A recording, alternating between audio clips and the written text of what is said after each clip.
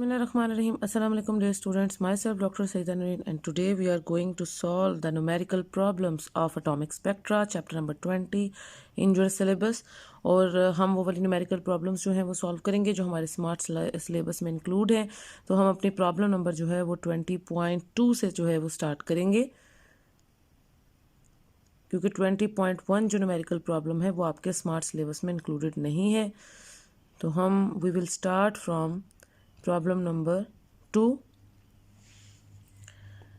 and the problem number 20.2 is what are the energies in electron volt of quanta of wavelength lambda is equal to 400, 500 and 700 nanometer.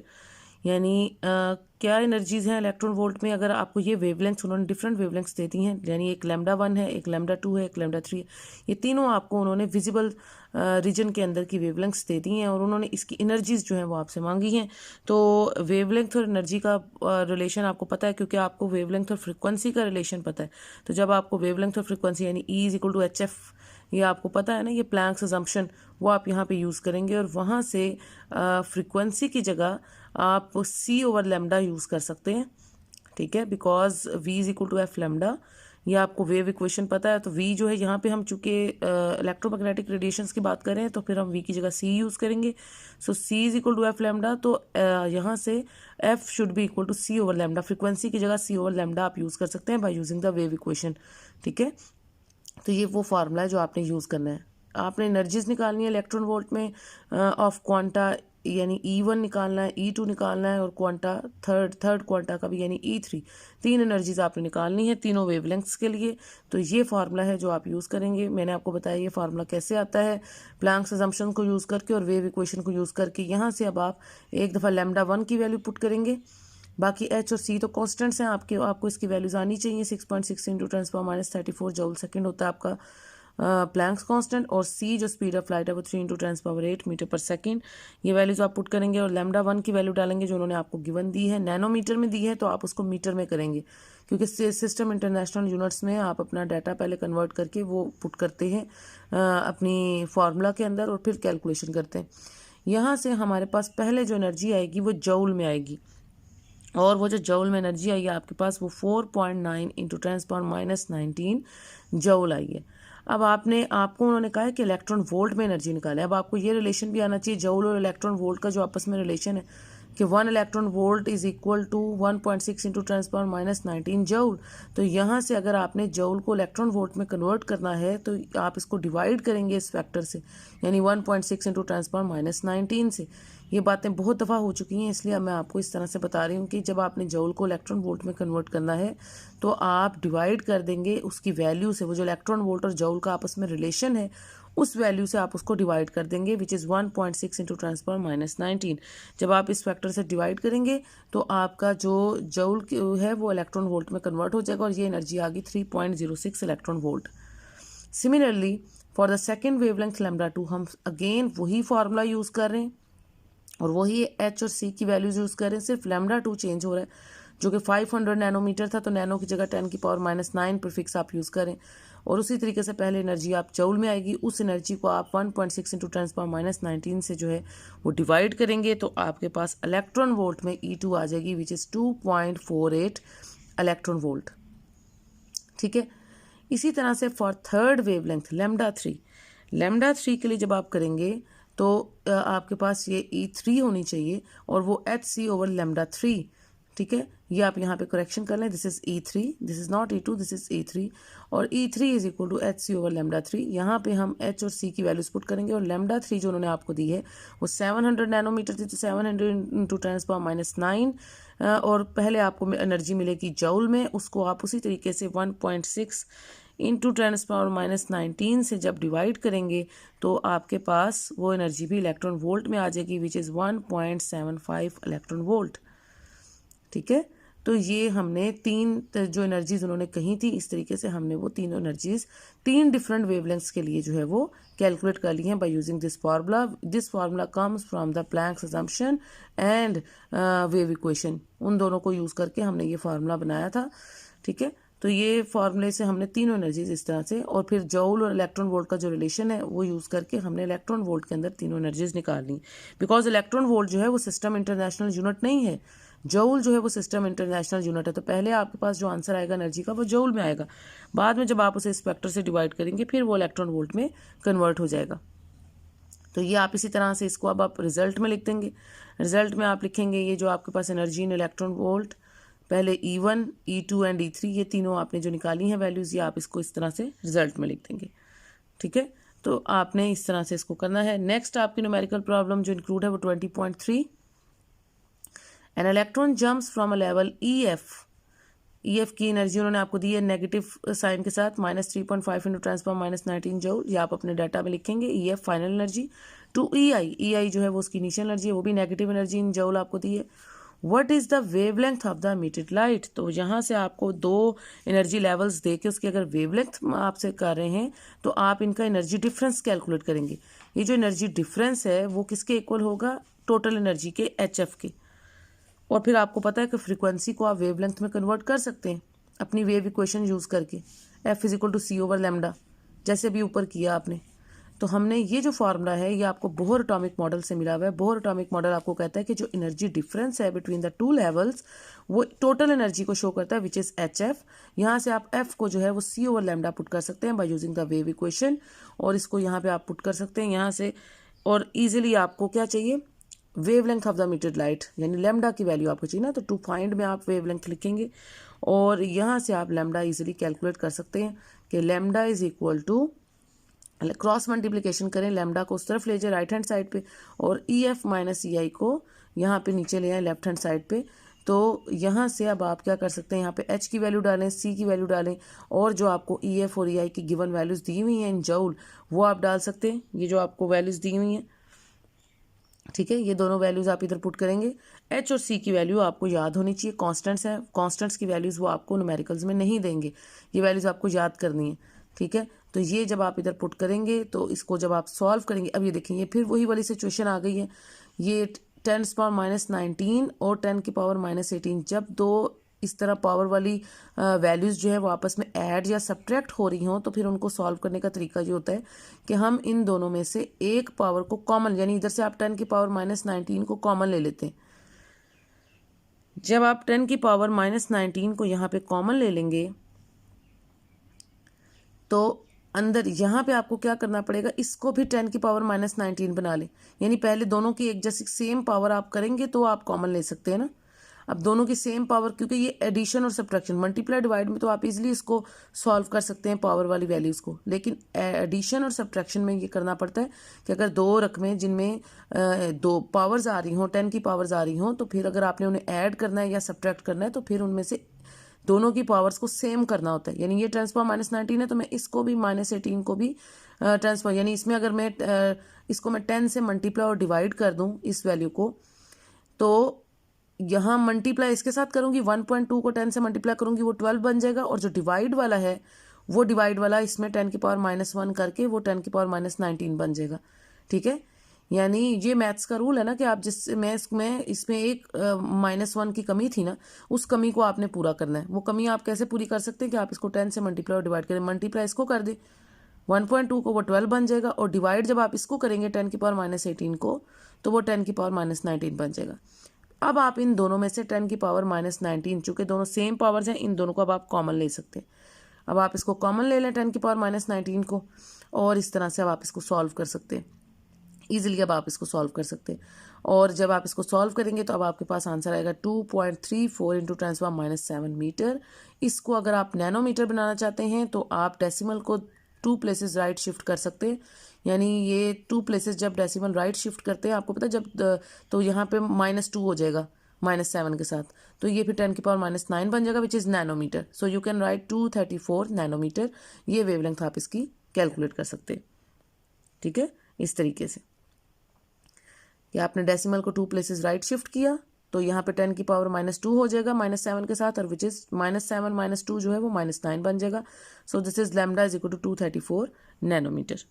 ये आपने उसकी wavelength calculate कर ली, और result में अब आप उसकी वेवलेंथ लिख देंगे कि lambda is equal to 234 nanometre. Next जो न्यूमेरिकल प्रॉब्लम आपकी स्मार्ट सिलेबस में इंक्लूडेड है वो है 20.7। फोर्थ वाली न्यूमेरिकल भी आपकी नहीं है, फिफ्थ वाली भी नहीं है आपकी प्रॉब्लम आपके सिलेबस में इंक्लूडेड, सिक्स्थ वाली भी प्रॉब्लम आपके सिलेबस में इंक्लूड नहीं है। तो हम आ जाते हैं अपनी सेवन्थ प्रॉब्लम की तरफ। और सेवन्थ जो है आगे सेवन्थ टू ऑनवर्ड सारी प्रॉब्लम्स जो है हमारे स्मार्ट सिलेबस में इंक्लूडेड है, यानी 7, 8, 9, 10 ये सारी हमारी स्मार्ट सिलेबस में इंक्लूड हैं। तो ये हम अब लास्ट तक इनको सबको अटेम्प्ट करेंगे। सो 20.7 जो है वो ये है कि electrons in an X-ray tube are accelerated through a potential difference 3000 volt. आपको पोटेंशियल डिफरेंस उन्होंने दिया है 3000 वोल्ट का। If these electrons were slow down in a target what will be the minimum wavelength of the X-rays produced. अगर आप इनकी क्लेयन करा रहे हैं और वो टारगेट से स्लो डाउन हो जाते हैं क्लेयन के बाद, तो उनकी मिनिमम वेवलेंथ आपने जो है वो कैलकुलेट करनी है। तो वेवलेंथ कैलकुलेट करने के लिए पोटेंशियल डिफरेंस और साथ उन्होंने आपको पोटेंशियल डिफरेंस दे दिया। तो अब पोटेंशियल डिफरेंस का और वेवलेंथ का क्या रिलेशन है, ये एनर्जी का। अब ये वो रिलेशन निकालने के लिए अब आप ये देखें, आपके पास एनर्जी जो है वो वर्क डन के इक्वल होती है। ठीक है, हमने कहा कि energy should be equal to the work done. और energy of the electromagnetic radiation जो है उसको आप लिखते हैं प्लांक्स अजम्पशन से। प्लांक्स अजम्पशन से एनर्जी किसके इक्वल होती है, HF। ठीक है, ये जो एनर्जी का फॉर्मूला आप लिख रहे हैं HF, this is from the Planck's assumption, energy is equal to HF होती है। And this energy should be equal to the work done. और वर्क डन क्या होता है, charge multiply by potential difference.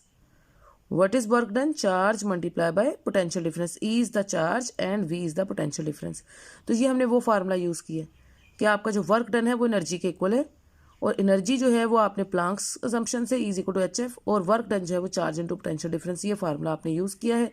यहाँ से आपको पता है कि आप फ्रीक्वेंसी के लिए वेव इक्वेशन, अगर मैं इस F को वेवलेंथ की फॉर्म में बनाना चाहती हूँ जैसे अभी आपने ऊपर वाली न्यूमेरिकल्स में किया है, तो हम किस तरह से कर सकते हैं, by using the wave equation F should be equal to C over lambda. चूंकि हमें लैम्डा मिनिमम चाहिए तो हम इसे लैम्डा मिनिमम लिख सकते हैं। तो F should be equal to C over lambda minimum, इसकी जगह हम यहाँ पुट कर देंगे। और यहाँ से आपके पास इसकी क्रॉस मल्टीप्लिकेशन करें, so lambda minimum is equal to HC over VE। ये जो चार्ज इंटू पोटेंशियल डिफरेंस है ये उस तरफ जाके डिवाइड हो जाएगा। अब हमने सारी वैल्यूज इसमें पुट करनी है। उन्होंने सिर्फ आपको पोटेंशियल डिफरेंस की वैल्यू दी है, बाकी सारी वैल्यूज आपको याद होनी चाहिए क्योंकि बाकी सारी कांस्टेंट वैल्यूज हैं। H जो है वो आपका प्लैंक्स कांस्टेंट है, C जो है वो स्पीड ऑफ लाइट है, and E is the charge of electron. ठीक है, ये वैल्यू बस आपको गिवन दी है उन्होंने पोटेंशियल डिफरेंस की 3000 वोल्ट। अब H 6.16 into 10 to the minus 34 joule second, C is the speed of light 3 into 10 to the power 8 meter per second, and E is the charge of electron 1.6 into 10 to the power minus 19 coulomb. ठीक है, जो charge है उसकी unit क्या होती है, coulomb में। अब ये हमने सारी वैल्यूज इसमें पुट कर दी, और ये वैल्यूज पुट करने के बाद अब आप इनकी पावर्स ये देखिए, जो नीचे -19 है ये ऊपर जाके +19 हो जाएगा, और ये -34, ये 10 की पावर सारी इकट्ठी कर लें, -34 +8 और +19। ठीक है, और बाकी सारे को आप सॉल्व कर लें तो आपके पास ये फॉर्म आ जाएगी 4.14 और इंटू 10 पावर -10 मीटर। ये फाइनली आपकी फॉर्म आ जाएगी लैम्डा मिनिमम। और ये वही वेवलेंथ है, आपको पता है, जो एक्सरे रेंज की वेवलेंथ है। आपको अपना आंसर भी पता होना चाहिए कि ये वेवलेंथ वाकई एक्सरे रेंज की, क्योंकि एक्सरे रेंज की जो वेवलेंथ है वो 10 की पावर -10 की फॉर्म में आती है। ठीक है, सो रिजल्ट में आप लिखेंगे minimum wavelength of the X-rays lambda minimum should be equal to 4.14 into 10 power -10 metre. ये होगी सेवन्थ वाली। अब हम आ जाते हैं अपनी 8th न्यूमेरिकल प्रॉब्लम पे। 8th न्यूमेरिकल प्रॉब्लम क्या कह रही है कि the wavelength of K x ray, ये करेक्टरिस्टिक एक्सरे की बात करें, जब आपने पढ़ा था के अल्फा भी हो सकता है, के बीटा भी हो सकता है। The wavelength of K X-ray from copper is this, ये उसकी वेवलेंथ है के एक्सरे की 1.377 into 10 power -10 metre. What is the energy difference between the two levels from which this transition results. आपने उनका energy difference delta E calculate करना है जिससे ये वेवलेंथ आ रही है। ठीक है, तो डेल्टा ई की वैल्यू आपने कैलकुलेट करनी है। टू फाइंड में आप लिखेंगे, डाटा में आपको गिवन वेवलेंथ बस दी हुई है उन्होंने एक्सरे के एक्सरे की, वो आपने लिख ली। अब आप फार्मूला क्या यूज़ करेंगे सोल्यूशन में कि ये आपको change in energy should be, वही प्लांक्स असम्पशन आपने यूज़ की है कि delta E should be equal to the HF, और F के अंदर वही आपने वेव इक्वेशन यूज़ की है, F should be equal to C over lambda. ये चीज़ जब आप इधर पुट करेंगे, delta E is equal to HC over lambda. ये फॉर्म आ जाएगी। अब इसमें जब हम वैल्यूज़ पुट करेंगे एच, वही मैंने आपको बार बार कह रही हूँ कि कांस्टेंट्स की वैल्यूज़ आपको याद होनी चाहिए, क्योंकि वो कांस्टेंट्स की वैल्यूज़ आपको नहीं देते। तो एच की वैल्यूज़ आप पुट करेंगे 6.63 into 10⁻34 joule second, C is the speed of light 3 into 10⁸ metre per second. और वेवलेंथ जो है वो उन्होंने आपको गिवन दी हुई है यहाँ पे ऊपर, जिसका आप डिफरेंस, आप जिसकी वजह से आप डिफरेंस ऑफ एनर्जी निकालें। ये वेवलेंथ गिवन वेवलेंथ है मीटर में, इंटू 10⁻10 मीटर, वही जो एक्सरे रेंज होती है उसकी अंदर की ये वेवलेंथ है। ये हमने इधर पुट की और इसको उसी तरह से सॉल्व करेंगे। पावर्स को आप ऊपर कर दें एक साथ, यानी -34 + 8 और ये नीचे -10 ऊपर जाके +10 हो जाएगा। तो इसको सॉल्व करके जूल में आपने उसकी एनर्जी निकाली है। अब आपको पता है कि हम जब इस तरह बात करते हैं तो हम जूल में एनर्जी नहीं लेते, हालांकि जूल जो है वो एसआई यूनिट होती है, सिस्टम इंटरनेशनल यूनिट होती है एनर्जी की। लेकिन जब हम इलेक्ट्रोमैग्नेटिक रेडिएशंस की बात करें तो फिर हम इलेक्ट्रॉन वोल्ट में जो है वो एनर्जी निकालेंगे। इलेक्ट्रॉन वोल्ट में एनर्जी निकालने के लिए वही चीज़ जो भी पहले हमने देखी पिछली न्यूमेरिकल्स में, कि हम डिवाइड कर देंगे इस टर्म को 1.6 इंटू 10⁻19 से, क्योंकि 1 इलेक्ट्रॉन वोल्ट बराबर होता है 1.6 इंटू 10⁻19 जूल के। तो हम इस फैक्टर को जो है जब इस वैल्यू से डिवाइड करेंगे 1.6 इंटू 10⁻19 से, तो ये इलेक्ट्रॉन वोल्ट में कन्वर्ट हो जाएगा। तो यहाँ से आप उसको इलेक्ट्रॉन वोल्ट में, ये देखें पहले ये आएगा 0.903 इंटू 10⁴ इलेक्ट्रॉन वोल्ट, और फिर आप इसे ये एक डेसिमल जो है वो राइट साइड पे शिफ्ट करा के 9.03, तो ये -1 हो जाएगा, तो ये 10⁻³ इलेक्ट्रॉन वोल्ट आ जाएगा। ठीक है, जब आप राइट साइड पे एक डेसिमल शिफ्ट कराते हैं तो 10 की पावर में एक कम हो जाता है, -1 हो जाता है। तो ये आ गया, ये आपकी तरीका है ना साइंटिफिक नोटेशन फॉर्म जो है वो लिखने का। और उसके बाद यहाँ से 9.03 ये हमने 10⁻³ इसीलिए बनाया है कि ये किलो बन जाएगा, किलो इलेक्ट्रॉन वोल्ट। ठीक है, this is the energy difference जो आपने यहाँ से निकाला है। सिंपली आपने प्लैंक्स असम्पशन यूज़ किया और उसमें वेव इक्वेशन को यूज़ करते हुए आपने F = c/λ पुट किया, और एंड पे आपने जूल को इलेक्ट्रॉन वोल्ट करने के लिए 1.6 इंटू 10⁻19 के फैक्टर से डिवाइड कर दिया। तो इस तरह से आपने उसका डिफरेंस ऑफ एनर्जी कैलकुलेट कर लिया। नेक्स्ट आते हैं, ये आपकी होमवर्क न्यूमेरिकल प्रॉब्लम है, लेकिन मैं आपको बता रही हूँ 20.9 इसमें जो आपकी सेकंड वाली न्यूमेरिकल प्रॉब्लम थी वो भी आपकी होमवर्क न्यूमेरिकल प्रॉब्लम थी। ठीक है, लेकिन मैंने आपको सारी वो करा रही हूँ ताकि आपके लिए कोई मसला ना हो, आप इसको ईजिली अटैम्प्ट कर लें। अब 20.9 में वो बता रहे हैं, a tungsten target is struck by electrons that have been accelerated from rest through 40 kilovolt potential difference, find the shortest wavelength of the bremsstrahlung radiation emitted. अब ये कंटिन्यूस एक्सरेज की बात करें जिसमें ब्रह्मस्लंग रेडिएशंस जो हैं वो इमिट होती हैं, तो उन्होंने आपको क्या दे दिया है, पोटेंशियल डिफरेंस दिया हुआ है 40 किलो वोल्ट, इसका मतलब है 40 इंटू 10⁻³ वोल्ट। आपने उसका पोटेंशियल डिफरेंस दिया हुआ है। फाइंड द शॉर्टेस्ट वेवलेंथ यानी लैम्डा मिनिमम आपने उसकी कैलकुलेट करनी है, और जिससे ब्रह्मस्लंग रेडिएशन जो है वो प्रोड्यूस हो रही है। कंटिन्यूस एक्सरे आपको पता है ब्रह्मस्लंग रेडिएशंस में जो है वो प्रोड्यूस होती हैं और उनको कंटिन्यूस एक्सरेज कहते हैं। अच्छा, अब ये देखिए यहाँ पे आप कौन सा फार्मूला, वही जो भी आपने ऊपर यूज़ किया है, जब आपको पोटेंशियल डिफरेंस और जो है वो और एनर्जी का आपस में जो रिलेशन जो अभी आपने ऊपर वाली न्यूमेरिकल प्रॉब्लम में यूज़ की, ये वही रिलेशन है कि energy should be equal to the work done, या work done should be equal to the energy. अब वर्क डन क्या होता है, चार्ज इंटू पोटेंशियल डिफरेंस, और एनर्जी क्या होती है, according to Planck's assumption energy is HF। F की जगह मैंने आपको बताया कि आप वेव इक्वेशन यूज़ करके F should be equal to c/λ। तो ये वही फार्मूला है जो भी आपने ऊपर वाली प्रॉब्लम में किया है, यही फार्मूला आप यहाँ पे यूज़ करेंगे। और ये यूज़ करते हुए आप ये work done should be equal to the energy, और यहाँ से आप लैम्डा मिनिमम जो है इसकी क्रॉस मल्टीप्लिकेशन करें, so lambda minimum is equal to HC charge into potential difference. HC, और आपके पास ये वैल्यूज सारी आपको याद होनी चाहिए, कॉन्स्टेंट्स की वैल्यूज़, और चार्ज ऑफ इलेक्ट्रॉन जो है वो 1.6 इंटू 10⁻19 कूलम, ये सारी वैल्यूज कॉन्स्टेंट्स की आपको याद होनी चाहिए। फिर आप इसको सॉल्व जब करेंगे तो यहाँ से लैम्डा मिनिमम जो है वो उसी सेम प्रोसीजर से जैसे अभी आपको ऊपर एक प्रॉब्लम कराई है वो यही आ रहा है, 0.310 into 10⁻10 metre. This is the shortest wavelength, और ये जो 10⁻10 मीटर है ये एक्सरे रेंज को शो करती है। तो ये हमारा आंसर जो है ये बिल्कुल ठीक है, एक्सरे रेंज के अंदर आ रहा है, तो ये आप इसको रिजल्ट में लिख देंगे। अब जो लास्ट न्यूमेरिकल है आपकी जो हमने करनी है आपके इस चैप्टर की, the orbital electron of the hydrogen atom moves with a speed of 5.456 into 10⁵ metre per second, ये स्पीड ऑफ इलेक्ट्रॉन है। और हम nth ऑर्बिट की अगर बात कर रहे हैं, क्योंकि उन्होंने कहा कि find the value of the quantum number n associated with this electron, तो ये फिर हम speed of electron in the nth orbit Vn से इसको शो करेंगे। और स्पीड के लिए v को ज़रा स्मॉल v के साथ शो करते हैं, क्योंकि पोटेंशियल डिफरेंस का v कैपिटल होता है, स्पीड का v स्मॉल होता है। So this is 5.456 into 10⁵ metre per second. ये बस उन्होंने आपको दिया है, बाकी सारी चीज़ें उन्होंने आपसे मांगी हैं, यानी आपने फाइंड आउट करनी है। वो किस तरह से फाइंड आउट करनी है? सबसे पहले आपने प्रिंसिपल क्वांटम नंबर जो है n वो फाइंड आउट करना है। उसके बाद उन्होंने कहा calculate the radius of this orbit, यानी क्वांटाइज्ड रेडियाई Rn, वो फार्मूला आप यूज करेंगे। उसके बाद energy of the electron in this orbit, यानी क्वांटाइज्ड एनर्जी का फार्मूला En। तो ये फार्मूलाज अगर आपको जुबानी याद होंगे तो फिर आप यहाँ पे यूज कर सकते हैं, ठीक है।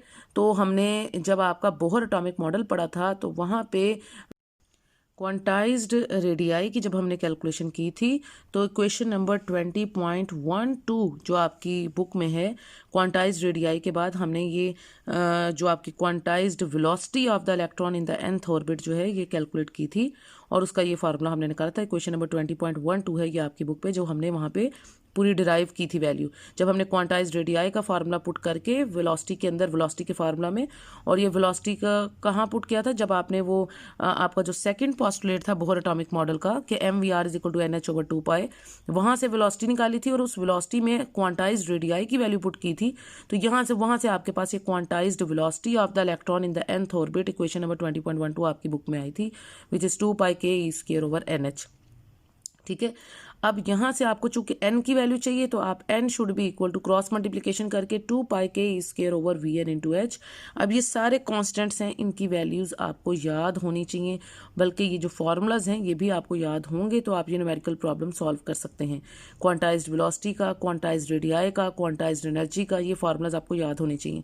सो k की वैल्यू और कांस्टेंट्स की वैल्यू, k जो है वो 9 × 10⁹ न्यूटन मीटर स्क्वायर पर coulomb square, this is Coulomb's constant, ठीक है। इलेक्ट्रोस्टैटिक कांस्टेंट होता है। चैप्टर नंबर आपका जो फर्स्ट जो चैप्टर था सेकंड ईयर का 12th चैप्टर जो था उसमें भी आपने ये पढ़ा था। और उसके बाद चार्ज ऑफ इलेक्ट्रॉन जो है वो 1.6 × 10⁻⁻19 कूलम, और उसके बाद जो प्लैंक्स कांस्टेंट है वो 6.63 × 10⁻34 जूल सेकंड। ये वैल्यूज आप इधर पुट करेंगे तो यहाँ से आपके पास ये सारी वैल्यूज डालने के बाद इन कांस्टेंट्स की you can calculate the principal quantum number n की वैल्यू आप यहाँ से कैलकुलेट कर सकते हैं।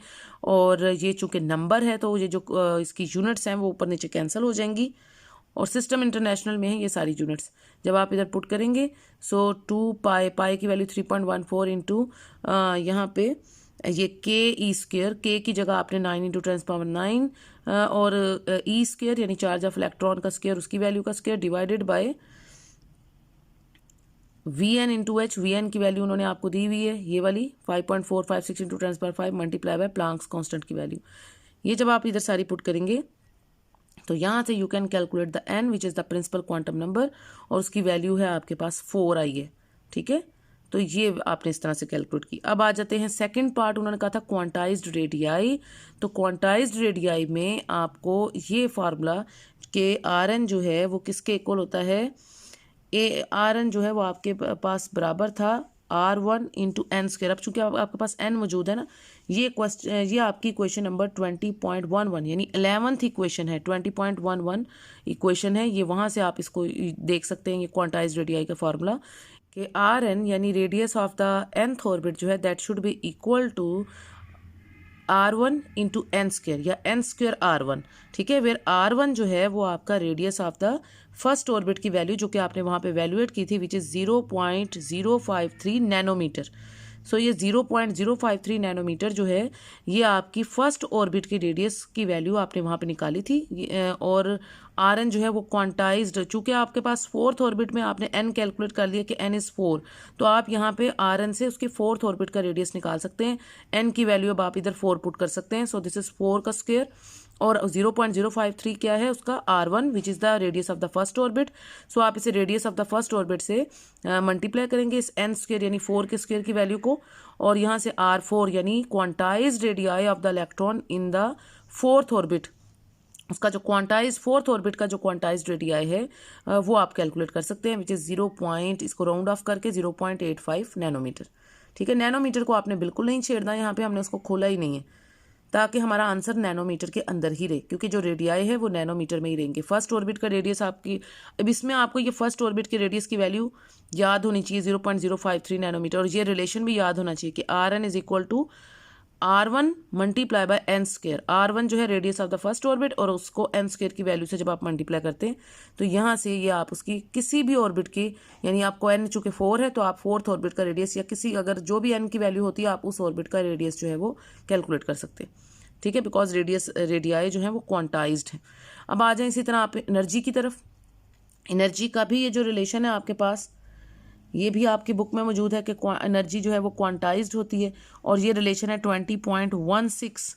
16th इक्वेशन है आपकी बुक में 20.16। ये En is equal to minus E nought over n square. ठीक है, वेयर ई नॉट जो है वो फर्स्ट ऑर्बिट की एनर्जी है जो कि इलेक्ट्रॉन वोल्ट में, ठीक है, ग्राउंड स्टेट की एनर्जी है विच इज़ 13.6 इलेक्ट्रॉन वोल्ट। ये वैल्यू आप इधर यूज़, ये आपको याद होनी चाहिए, और ये माइनस साइन भी इसके साथ था, और डिवाइडेड बाय एन स्क्वायर, चूँकि आपका एन इधर 4 है तो आप फोर्थ ऑर्बिट, जैसे आपने फोर्थ ऑर्बिट का रेडियस कैलकुलेट किया, इसी तरह आप फोर्थ ऑर्बिट की एनर्जी भी कैलकुलेट कर सकते हैं। तो आप एन को यहाँ 4 पुट कर सकते हैं।